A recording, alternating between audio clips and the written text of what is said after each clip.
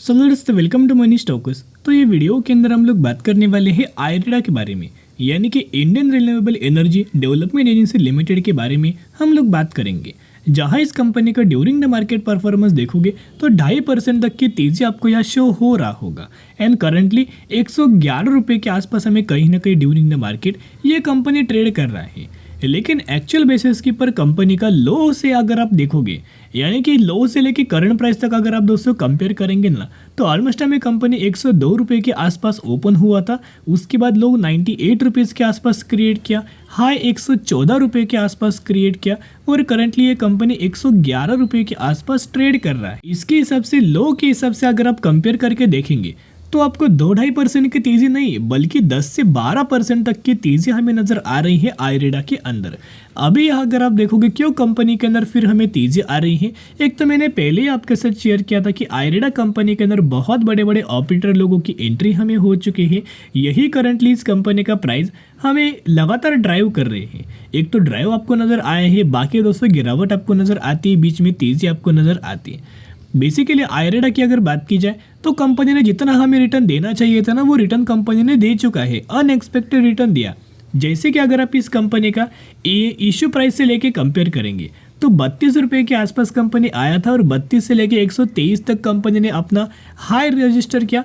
इसके हिसाब से अगर आप कंपेयर करके देखेंगे तो मोर देन 4 गुना कंपनी ने लोगों को प्रॉफिट्स बना के दे चुका है। एंड जब मार्केट के अंदर कंपनी 50 रुपये के आसपास लिस्ट हुआ था और मार्केट के लिस्ट होने के बाद 50 की कंपनी ने 123 रुपये का हाई अपना क्रिएट किया। इसके हिसाब से भी अगर आप कंपेयर करके देखेंगे तो 2 गुना से भी ज़्यादा का रिटर्न शेयर होल्डर्स को कंपनी ने बना के दे चुका है। अभी ढेर सारे एनालिस्ट के द्वारा, ढेर सारे ब्रोकरेज फर्म के द्वारा यही हमें मानना है कि जो करंटली आपको तेज़ी नज़र आ रही है ना, जो करंटली आपको अच्छी खासी रैली नज़र आ रही है ना, यहाँ आपको प्रॉफिट बुक कर लेना चाहिए। दोस्तों 100% तक का रिटर्न, 200% का रिटर्न, 400% का रिटर्न दोस्तों कोई बुरा नहीं होता और अच्छी कंपनी से आपको यह रिटर्न मिल रहा है। जो लोगों का व्यू शॉर्ट टर्म का था वो लोग अपना प्रॉफिट बुक कर सकते हो। जो लोगों का व्यू लॉन्ग टर्म का है और जिन लोगों ने 60 से 70 रुपये के आसपास निवेश किया है ना, उन लोगों को यार डरने की कोई बात नहीं है। लेकिन जिन लोगों ने 110 रुपये के आसपास निवेश किया है, 120 रुपये के आसपास निवेश किया है, आपको दोस्तों थोड़ा बहुत डर या लग रहा होगा, क्योंकि ढेर सारे रिपोर्ट्स हमें करंटली नजर आ रही हैं। यहाँ अगर आप देखोगे तो बड़े बड़े एनालिस्ट के द्वारा हमें स्टेटमेंट दिया गया है। यहाँ अगर आप देखोगे तो ये एक एनालिस्ट है निकुंज दालमिया, तो निकुंज दालमिया की यही हमें मानना निकल के आ रहे हैं कि आपको बहुत ही कम समय के अंदर कंपनी के द्वारा लॉटरी लग चुका है। क्योंकि आयरडा की अगर बात की तो नाम क्या है देखना, Indian renewable energy development agency limited, यानी कि कहीं ना कहीं कंपनी क्या करता है कि ग्रीन एनर्जी को या फिर रिन्यूएबल एनर्जी वाली कंपनीज को फाइनेंस हमें प्रोवाइड करता है। सिमिलर तरीके से आईआरएफसी कंपनी क्या करता है, आईआरएफसी इंडियन रेलवे को हमें फाइनेंस प्रोवाइड करता है। तो कहीं ना कहीं देखोगे तो दोनों कंपनी का बिजनेस सिमिलर है। ये कंपनी रेलवे को फाइनेंस प्रोवाइड करता है और ये कंपनी है ना जो कि आयरडा, ये रिन्यूएबल एनर्जी को, ग्रीन एनर्जी को, क्लीन एनर्जी को फाइनेंस हमें प्रोवाइड करता है। अभी इसका अगर आप तेजी देखोगे तो 50 का कंपनी 120 हुआ सिर्फ 11 ट्रेडिंग सेशन में, और 50 का कंपनी ने ऑलमोस्ट हमें 2 हफ्तों में कंपनी के अंदर इतना ह्यूज अमाउंट ऑफ तेजी आया कि मोर देन डबल, यानी कि मोर देन 2 गुना लोगों को रिटर्न्स बना के दे चुका है। लेकिन अभी इनका मानना है, एनालिस्ट का मानना है कि ये तेज़ी बहुत ही कम समय के लिए कंटिन्यू हो सकता है। कोई भी कंपनी लगातार तेज़ी नहीं आएगा। यहाँ आपको प्रॉफिट बुक कर लेना चाहिए जो भी लोगों का व्यू शॉर्ट टर्म का है। लेकिन जो लोगों का लॉन्ग टर्म बेसिस के लिए व्यू है ना, वो लोगों को डरने की कोई बात नहीं है, क्योंकि एनालिस्ट के द्वारा ब्रोकरेज फर्म का यह मानना है कि ये जो कंपनी है ना, हमें 350 रुपये तक का टारगेट्स हमें अचीव कर पाएगी। लेकिन ये जो 350 रुपये का जो टारगेट कंपनी अचीव करने वाली है ना, उससे पहले एक रेंज कंपनी क्रिएट कर सकता है। ये रेंज हमें ब्रोकरेज फर्म के द्वारा भी दोस्तों दिया गया है, क्योंकि कोई भी कंपनी के अंदर लगातार दोस्तों तेजी के ऊपर तेजी, रैली के ऊपर रैली आपको नजर नहीं आता। और जो कंपनी 4 गुना रिटर्न्स अगर प्रोवाइड करते हैं ना, तो उन कंपनीज के अंदर तो बिल्कुल भी दोस्तों इतना ह्यूज अमाउंट ऑफ रिटर्न नहीं आता। कंपनी फंडामेंटली स्ट्रांग है, बहुत अच्छी खासी बात है। गवर्नमेंट ओन कंपनी है, ये भी बहुत अच्छी खासी बात है। पीयूसी स्टॉक से और डिमांडिंग सेगमेंट के अंदर कंपनी बिलोंग कर रहा है, इसी की वजह से तेजी नजर आ रही है। करंटली जो तेजी आ रही है ना, यहाँ क्या है दोस्तों, ऑपरेटर लोगों की चाल है। ओके, ये लोग प्राइस को कंट्रोल कर रहे हैं। फिर जो रिटेलर से जो कि तेजी के पीछे भाग रहे हैं, इनका मानना है बहुत से रिटेलर्स का माइंडसेट क्या होता है कि अभी 50 रुपये की कंपनी 100 हुआ, अभी मैं क्या करूँगा, मुझे कंपनी 110 रुपये के आसपास मिल रही है ना, तो मैं 220 तक होल्ड करूँगा। क्या ये सच में पॉजिटिव बात है? नहीं दोस्तों, ऐसी गलतियां अगर आप करेंगे तो 100% स्टॉक मार्केट के अंदर आपका पैसा डूब जाएगा। और कहीं ना कहीं यही चीज़ों के बारे में हमें एनालिस्ट के द्वारा हमें इस रिपोर्ट के अंदर दिखाई गया है। अभी ये कंपनी कोई सिर्फ और सिर्फ फाइनेंस हमें रिन्यूएबल एनर्जी को नहीं प्रोवाइड करता, ये one of the leading company है जो कि करंट बेसिस के पर देखोगे रिन्यूएबल एनर्जी के अंदर बहुत अच्छा खासा काम कर रहे हैं। इनके बड़े बड़े प्रोजेक्ट्स भी मैंने आपके साथ शेयर किया था। बड़े बड़े कंपनीज के द्वारा बड़े बड़े प्रोजेक्ट्स हमें कंपनी को मिलते जाते हैं और उन्हीं कंपनीज को ये क्या करता है, फाइनेंस हमें प्रोवाइड करता है। देखिएगा, the government expertise enterprises in business of promoting, developing and extending financial assistance for new renewable energy projects and energy efficient conversion projects। तो करंटली यहाँ देखोगे जिन कंपनीज को बड़े बड़े प्रोजेक्ट्स मिलता है, फॉर एग्जांपल एक XYZ कंपनी है, उस कंपनी को क्या मिला है, ऑलमोस्ट हमें 1000 करोड़ का एक बहुत बड़ा प्रोजेक्ट मिला है जिसका अमाउंट 1000 करोड़ है। तो अभी एक XYZ नाम से जो कंपनी है ना, उस कंपनी के पास इतना फंड अवेलेबल नहीं है ताकि ये प्रोजेक्ट कंप्लीट कर पाए। तो ये कंपनी क्या करेगा, आयरेडा कंपनी को अप्रोच करेगा और उससे पूछेगा कि हमें इतना इतना करोड़ का लोन चाहिए। तो आयरेडा कंपनी क्या करेगा, फाइनेंस प्रोवाइड करेगा XYZ कंपनी को। तो जिसके हिसाब से अब ये कंपनी क्या करेगा, XYZ प्रोजेक्ट कंप्लीट करेगा, इसको बेनिफिट होगा और ये जो फिर से जो लोन चुका देगा आयरेडा कंपनी को, तो इसको भी इसका बेनिफिट नजर आएगा। तो सिमिलर तरीके से साइकिल हमें कंटिन्यू हो जाएगी। अभी अगर आप कुछ पॉजिटिविटी बातें देखोगे, थोड़ी बहुत नेगेटिव बातें भी है और पॉजिटिव बातें भी हैं।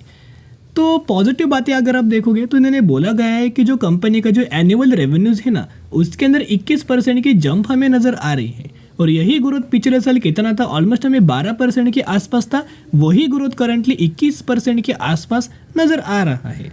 फिर अगेन पॉजिटिव इनका अप्रोच क्या है, ये क्वार्टरली रेवेन्यू जो कंपनी का है ना, वो 47% तक की ग्रोथ हमें दिखा रहा है। सिमिलर तरीके से ग्रोथ हमें पिछले सालों में देखा होगा तो 17% का था, अभी वो बढ़ के ऑलमोस्ट हमें 2.5 से 3 गुना हमें हो चुका है, जिसका 47% तक की ग्रोथ क्वार्टरली रेवेन्यूज़ के अंदर नज़र आ रही है। फिर एनुअल नेट प्रॉफिट भी देखोगे तो ऑलमोस्ट हमें 37% तक की ग्रोथ हमें नज़र आ रही है। सिमिलर तरीके से ये भी बहुत अच्छी खासी पॉजिटिव बात है। फिर उन्होंने फिर से क्वार्टरली नेट प्रॉफिट के बारे में बात किया है, जिसके अंदर 41% की ईयर बेसिस ग्रोथ है। और वही अगर आप quarter on quarter basis compare करेंगे इनका नेट प्रॉफिट, जिसके अंदर भी पिछले साल कितना था, 23% के आसपास हमें अच्छा खासा कंपनी ने परफॉर्म किया था। फिर जो स्टॉक प्राइस है ना, उसके अंदर तो ऑलमोस्ट 238% तक की ग्रोथ हमें नज़र आई है। और सेक्टर की अगर आप देखोगे 205 है, यानी कि इस सेक्टर से भी बहुत अच्छा कई गुना कंपनी ने करंटली हमें परफॉर्म किया। नेगेटिव अप्रोच की अगर बात की तो कंपनी का जो डेब्ट टू अर्निंग रेशो है, यानी कि डेब्ट टू इक्विटी रेशो है, जो कि 6.77 है, जो कि बहुत ज़्यादा बढ़ चुका है, एक से बढ़ के 6.77 हो चुका है। तो कहीं ना कहीं अगर आप देखोगे जो कंपनी एसेट फाइनेंस डेब्ट प्रोवाइड करते हैं ना, उनके लिए नेगेटिव पॉइंट होता है। न्यूट्रल पॉइंट क्या है कि इनका ROC कितना है, ऑलमोस्ट हमें 14.56 है।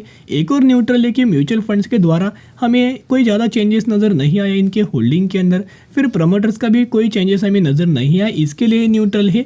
और कंपनी का जो इंटरेस्ट कवरेज रेशो है ना, वो भी बहुत अच्छा खासा नज़र आए हैं। तो ये भी बहुत अच्छी खासी बात, पॉजिटिव वाली बात नज़र आ रही है। अभी अंबाला की अगर बात की जाए, ब्रोकरेज फर्म की अगर बात की, इनका यही हमें मानना निकल के आ रहा है कि लंबे समय के लिए जो रेंज कंपनी के द्वारा दिया गया है, ब्रोकरेज फर्म का यह मानना है कि 115 रुपये से बढ़ के 350 रुपये के आसपास रेंज हमें क्रिएट कर सकता है। इसका मतलब 350 रुपये के आसपास हमें टारगेट आ सकता है। लेकिन इतना बड़ा टारगेट आने से पहले ना एक करेक्शन आना बहुत ज़्यादा ज़रूरी है, ताकि कंपनी का जो वेट है ना, वो थोड़ा हल्का हो सके।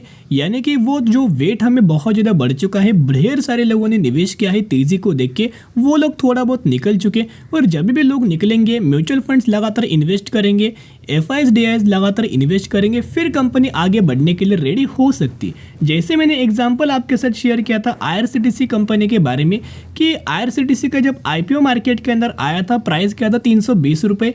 कितना मार्केट के अंदर आया था ये IPO, 320 रुपये इशू प्राइस रखा गया था, मार्केट के अंदर आया था 650 रुपये के आसपास। उसी दिन कंपनी ने 750 रुपये का हाई हमें क्रिएट किया था।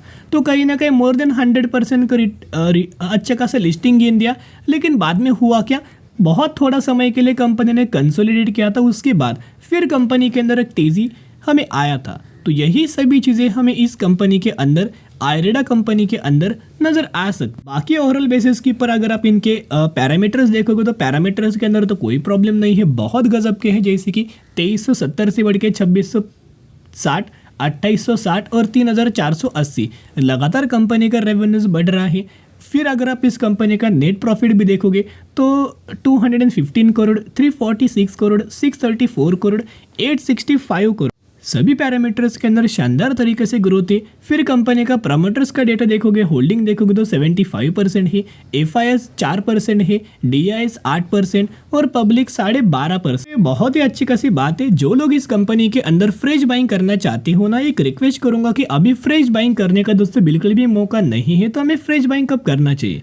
जब कंपनी आपको 100 से नीचे मिले, जब कंपनी 100 से नीचे ट्रेड जब करना स्टार्ट करे ना, उस समय आप खरीदारी करना स्टार्ट कर सकते हो, ताकि ये कंपनी कहाँ तक आएगा, कौन से लेवल से आसपास सपोर्ट लेगा, ये कोई प्रेडिक्ट नहीं करेगा। लेकिन 100 से नीचे आना कंपनी को आना ही पड़ेगा। बहुत सारे एनालिस्ट के द्वारा, ब्रोकरेज फर्म के द्वारा यही हमें मानना निकल के आ रहा है कि 100 से नीचे तो कंपनी का हमें करेक्शन थोड़ा बहुत तो आ सकता है। जितना करेक्शन आएगा उतना बायोंड स्ट्रेटजी अप्लाई करना। सिर्फ जब भी कंपनी 100 से नीचे आपको दिखाई देगा ना, उस समय खरीदारी आप करना स्टार्ट कर सकते हो। बहुत अच्छा कंपनी है, लंबे समय के अंदर बहुत मल्टीपल का रिटर्न्स आपको दे सकता है, क्योंकि डिमांडिंग सेगमेंट से बिलोंग करता है। तो चलो दोस्तों, आई होप आपको ये वीडियो पसंद आया होगा। तो अगर आपको ये वीडियो पसंद आया होगा तो ज़रूर वीडियो को लाइक और चैनल को सब्सक्राइब कर सकते हो। फिर मिलेंगे, बाय।